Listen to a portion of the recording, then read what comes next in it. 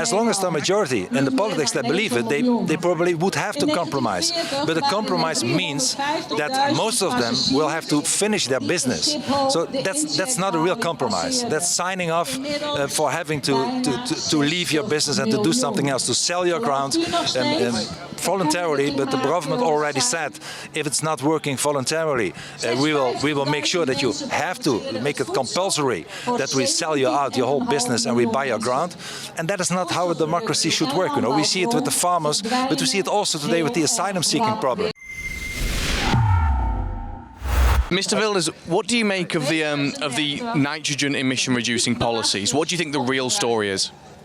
Well, I think it's leftish rubbish. The real aim here is to get rid of our farmers for some leftish nitrogen kind of agenda and to make room for even more non-Western immigrants, asylum seekers, and build houses and centers for them, and something that is totally different than the current elite is telling the people. And when speaking to people back in the United Kingdom about this issue, they ask why is this important to them? Why is the Dutch farmer issue such an important issue worldwide? Well, you know, there would be no Netherlands without our farmers, without our fishermen. Don't forget also our fishermen who have the same tough deal as the farmers get today. They are who we are. They are in our genes. They are in our history. And Holland is built on farmers and fishermen. And everybody has a lot of sympathy for them. And now we get some leftish liberal coalition, probably also supported by the more extreme left after the elections, that say, well, we really don't care about our identity, about our culture, or about our farmers. We don't care. We find this nitrogen problem more important. Besides the fact that nitrogen is not a real problem, it's an invented kind of problem.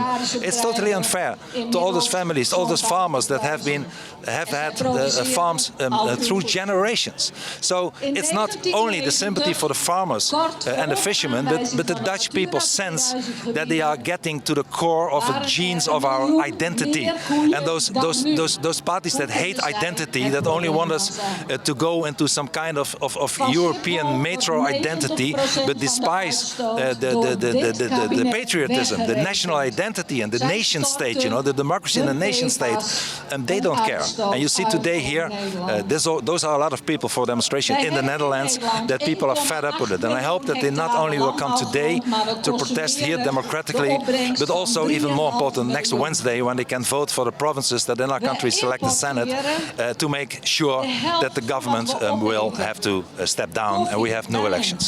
So do you think actually that there isn't an issue that the farmers need to compromise on? You actually think that there is no problem which the farmers have to address?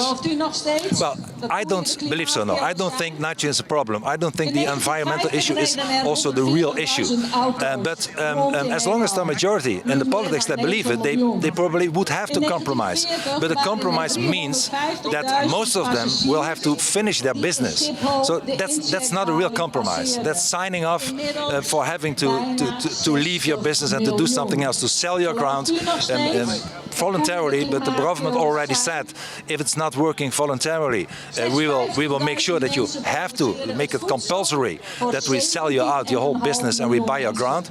And that is not how a democracy should work. You know, we see it with the farmers, but we see it also today with the asylum-seeking problem. We see that the government is asking, because they are not willing to close our borders for more non-indigenous people. 95% of them coming from safe countries, our neighboring countries that are not unsafe. So they are not asylum seekers, but they are migrants. So they're telling now to the municipalities, please give more room, give us houses to provide for them. But and they also say that if you don't do that, later this year we will come with a law to put aside the local democracy and force you to give housing to those people. So you see on different issues, asylum seekers, farmers, that they are compulsory, setting aside the democracy, the voice of the people, and getting through what they will not have support on in the government. And that is something that I believe is totalitarian, has nothing to do with democracy. You normally see in totalitarian countries that local democracy are being set aside, and governments make laws to force upon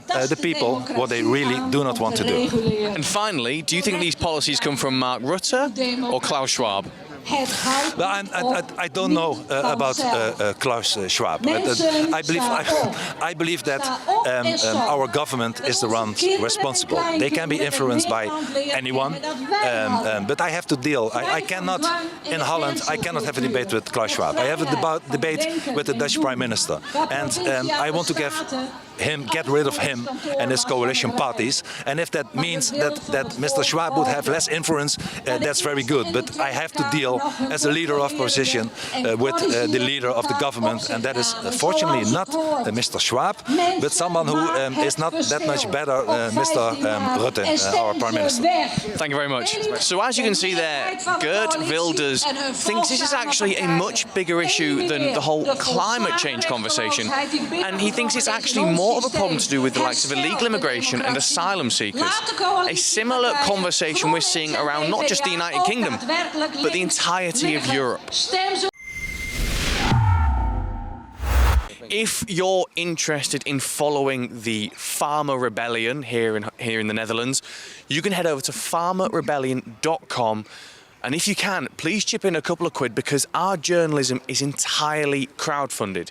We go where the mainstream media won't, and more importantly, we will ask the questions the mainstream media won't. So again, that's farmerrebellion.com. Share the content, and where you can, chip in a couple of quid. Thank you very much.